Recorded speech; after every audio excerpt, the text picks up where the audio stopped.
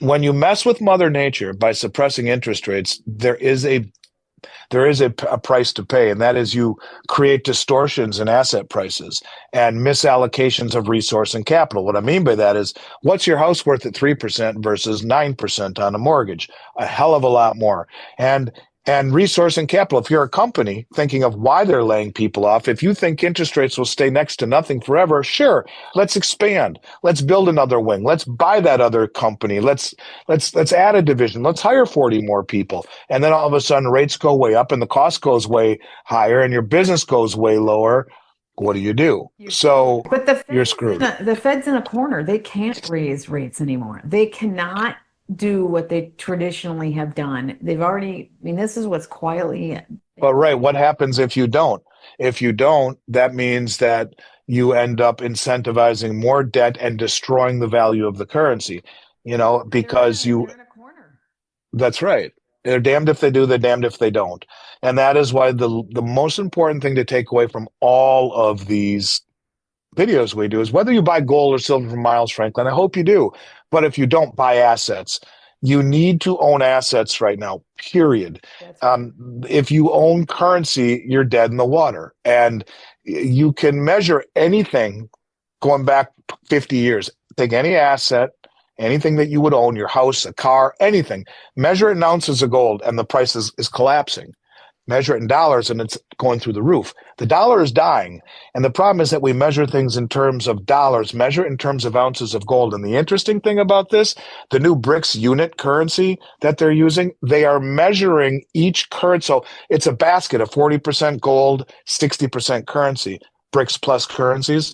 Those currencies are measured in terms of their value against gold, not gold value against those currencies. In other words, it's how many ounces of gold can you get for your currency, not what is your currency worth in gold. It's the other way around. And if you measure things in ounces of gold, which is the barometer, which is the stability, then all of a sudden you see the truth. But it's measuring it against currencies that are continuously devaluing through inflation and through money creation. And in particular, every currency around the world for years has devalued their currency against ours, not only to make manufacturing more competitive to sell to us, but because the dollar was the world reserve currency. And they couldn't get enough dollars just simply through trade alone. So they had to buy dollars in the open market by selling their currency, which devalues their currency, which increases the value against our currency goes up against theirs so they can buy oil, transact business.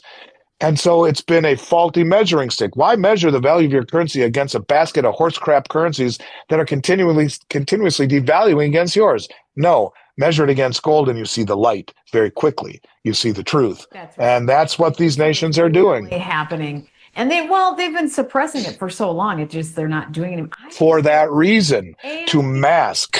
to mask and to accumulate. Now that they've Right. accumulated, it's like, okay, let's let the floodgates open. We're ready to deal with the reset of the dollar. This is an indicator that there's something is happening. They're ready to do a reset of some sort. The prices are going up. They're making killing. I also think it's why we're seeing so much stupid crap in media and nobody's talking about all these important issues. It's like, how really are we really this dumb in American Even when society? Reuters, even when Reuters writes an article about silver, it's titled "The Devil's Metal," and yet it's outperformed everything. It's up 110% this year. So yeah, Yeah, that's what I mean. we are And the memes and the stupidity, it's whenever you're this much distracted, you got to question what's really happening. well, and it is, and this is why so few people ever succeed in investing and in getting ahead because they follow the herd. It takes a lot of effort to at the end of the day listen to you and I and for an hour and talk about this stuff, and it's much easier just to give the responsibility to your financial advisor. And this is not all financial advisors, but I would argue many of them learn more and more about less and less till they know everything about nothing. They focus singularly on one way of achieving retirement through mutual funds and stock certificates and bond issuance. Right. And for the last 50 years, that's worked. But here you have a 60-40 platform that Wall Street's used for 50 years, 60 stock, 40 bonds, and retire happily. Well, the chief investment officer of Morgan Stanley says that model's dead. Sell half your bonds, buy gold. The lead analyst at Bank of America, Michael Hartnett, says no, make it 25% gold. And Jeffrey Gundlach, the bond king, who's made his living selling bonds, the antithesis of gold, because it pays interest, says 25% allocation to metals is undervalued. So you have the biggest money on the planet, not only the central banks and the commercial banks and the sovereign wealth funds gobbling it up. You have the most sophisticated traders in North America standing for delivery on billions and billions and billions and billions and billions and billions every single month. Real quick, just to make that point, just in the first 12 days of the contract for December, which went off the board the day after Thanksgiving, and that was the night where they shut the market down for 11 hours because it overheated, supposedly. None of the other 1,000 commodities servers overheated that are traded on COMEX, just gold and silver, as it was going off the board. But through day 12, deliveries have reached 58 million ounces of silver and 2.85 million ounces of gold, with contracts still being added daily. So who's got the kind of money to buy 58 million ounces of silver in the first 12 days of this month? Think about that for a second. Who's got the money to buy 3 million ounces of gold? Think about that for a minute. You're talking billions upon billions upon billions upon billions. So you have the biggest money in the world standing for delivery here in the United States, draining the LBMA. And now you have the Wall Street talking heads that are talking to the institutionals, right? They're not talking to you and me. Jeffrey Gundlach is not talking to you and me. The chief investment officer of Morgan Stanley is not talking to you and I. And Michael Hartnett's newsletter, the lead analyst for Bank of America, is in the thousands of dollars. He's talking to the institutional traders. That's And right. he's saying 25%. So, it's Yeah. changing. Yep. It's changing. The world is changing. We're going to see a lot of this coming down. We're seeing it now, but I'm telling you, I think that I just feel there's something it's been for a while. We've sensed it for a long time.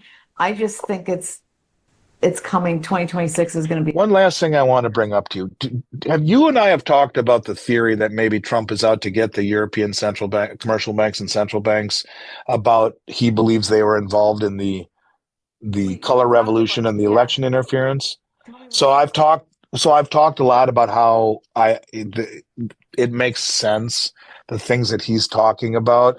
One of the big ones is the Genius Act, which is taking money creation away from the Federal Reserve. And if you think about who's behind the Federal Reserve, they're the old European That's right. banks. If he issues stable coins when money moves, backed by U.S. treasuries and dollars, in essence, he's giving creation of money back to the treasury. A lot of people think that's what got Kennedy killed. But a lot of the things that I've talked about on your show are, draining the LBMA, saying it's about tariffs. It wasn't about tariffs. It was reshoring. And now the LBMA is wickedly short and has this huge problem where they have 2 million ounces of paper deliverable contracts with a 140 million ounce float. Well, something I just read, the net short exposure for the 5 big US banks that have been involved in suppressing the price, they slashed them over the past couple of months from 29,000 short contracts to just 5,700, 6,700 short contracts. That they cut 22,000 contracts, short contracts, the US banks have. And in essence, they have been actively covering their silver shorts since July and through November and December. Maybe this is what all the deliveries are about. So the US banks right now are largely, if not entirely, out of the silver short position, leaving the foreign banks and other foreign commercial banks with most of the remaining exposure. You want to talk about how they could blow up the whole European system.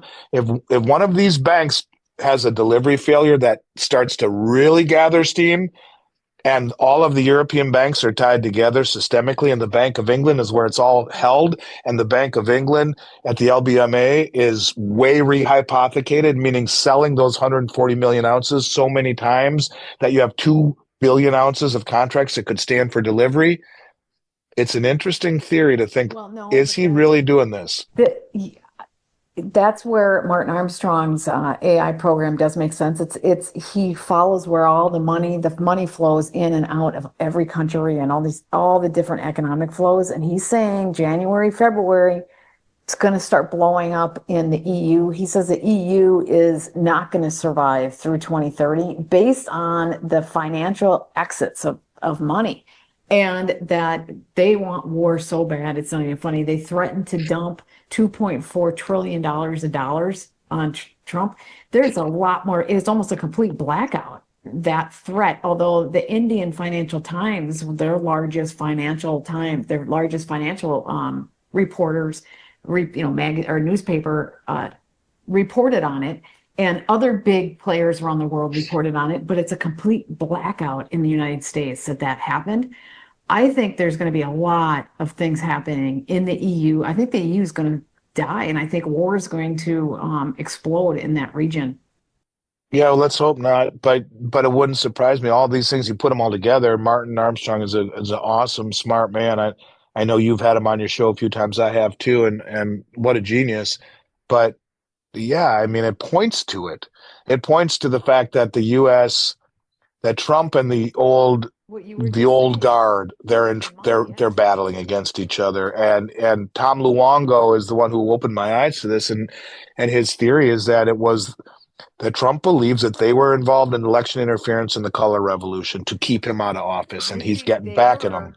they were, but I don't think it's that's necessarily causing it, because global factions, uh, these global factions have been duking it out, and the new guard want to take over the old guard, and they've Yes, if you take money creation away from the Federal Reserve, that's exactly what you're doing. And that is what he appears to be doing with the passage of the Genius that's Act. right. And that is something that is at That the is highest dangerous. level of you better watch your back. God, I say a prayer for him because God forbid, but that is you're messing with the very, very top of the food chain at that point. So, the system needs to be reset. It does. And we need to get away from The the controllers the that have been controlling it for thousands of yes, on years. I every mean, this is level. pretty interesting what's happening right now.